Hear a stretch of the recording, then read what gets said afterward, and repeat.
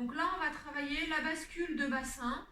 Dans cet exercice, on va bien séparer, à contrario des autres où c'était un travail de colonne dans sa globalité. Là, on va travailler spécifiquement les lombaires et on va les séparer du reste de la colonne vertébrale. Le premier exercice va être un travail avant-arrière de bascule du bassin.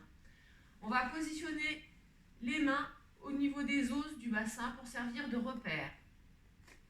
Pieds bien positionnés à plat au sol, les talons ne devant pas toucher le ballon.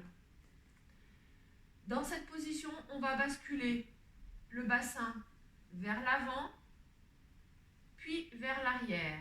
C'est bien le bassin qui bouge sur le ballon et pas le ballon qui bouge par rapport au sol.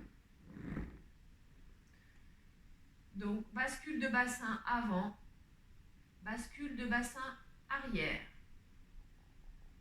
Et on va répéter l'exercice une vingtaine d'allers-retours.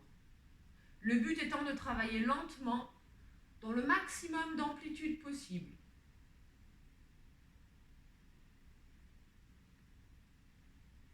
Dans l'exercice suivant, on va reproduire le même exercice, mais on va faire à ce moment-là un mouvement de côté. Donc, main toujours positionnée au niveau du bassin, pied à plat au sol. Et là, on va basculer le bassin droite, puis gauche.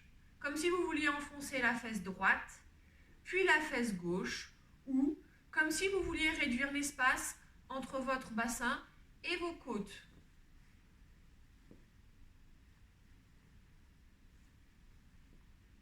La même chose, c'est le bassin qui bouge par rapport au ballon et pas le ballon qui bouge par rapport au sol.